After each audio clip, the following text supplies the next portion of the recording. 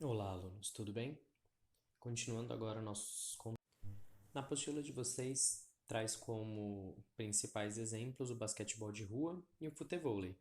Porém, a gente consegue traçar aí algumas mudanças que aconteceram no futebol de campo para atender a outras populações, como por exemplo o próprio futevôlei, né, para transformar isso numa junção entre o futebol e o voleibol que acontece dentro da praia, o futebol de areia, né, também, né, colocando aí com o público do litoral, né, mais presente nas praias.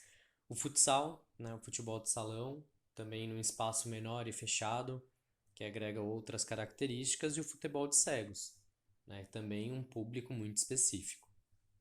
Outro exemplo, podemos citar o MMA. Então, a transformação que aconteceu no MMA. Então, quando ele surgiu, a principal competição era o Vale Tudo. Como o nome já diz, realmente valia tudo. Então, valia atletas de diferentes categorias, de diferentes tipos de luta, e qualquer tipo de golpe também era possível, inclusive golpes baixos. Hoje em dia, já tem como maior competição o UFC, né? Ainda continua essa mistura entre vários tipos de luta, porém as regras elas protegem muito mais o atleta, diminuindo muito mais a violência desse tipo de esporte.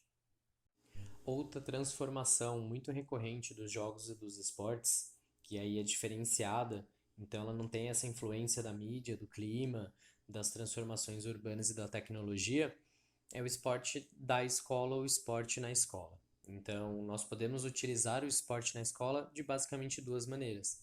Então, a primeira é utilizar o esporte do jeito que ele é.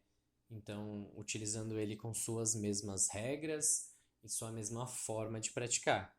Porém, a gente também pode fazer o esporte da escola, né? Onde a gente tenta recriar o esporte, mudando algumas regras de acordo com a necessidade dos alunos e com a estrutura do espaço escolar. Então, existem algumas características que separam esses dois tipos de esporte.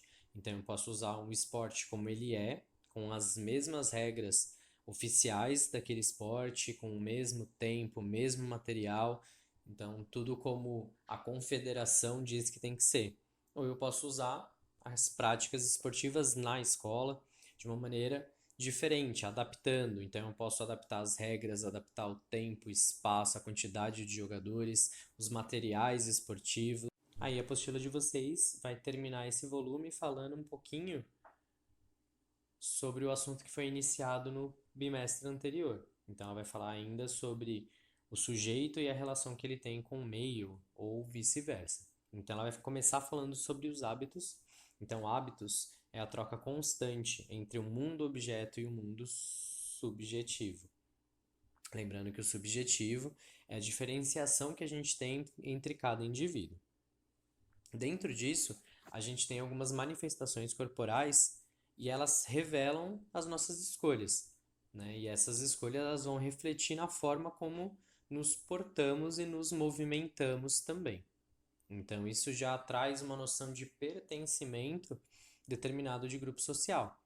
Então, tem aqui, por exemplo, o exemplo do surfista. Então, geralmente quem pratica o surf, eles têm um jeito de pensar na vida muito parecido. Então, as pessoas tendem a se relacionar com outras que têm o mesmo tipo de gosto, interesses, sejam eles musicais, esportivos, religiosos, políticos ou entre outros. Porém, nem sempre esse sentimento de pertencimento de um grupo ele acontece da maneira mais correta possível.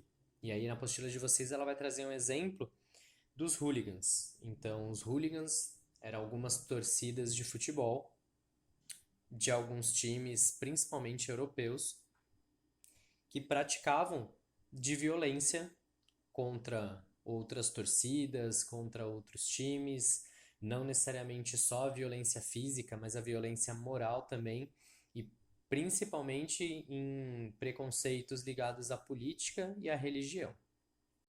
Então, essa foi a nossa aula dessa semana. Se tiverem qualquer dúvida, pode me perguntar. Tchau e até a nossa próxima aula.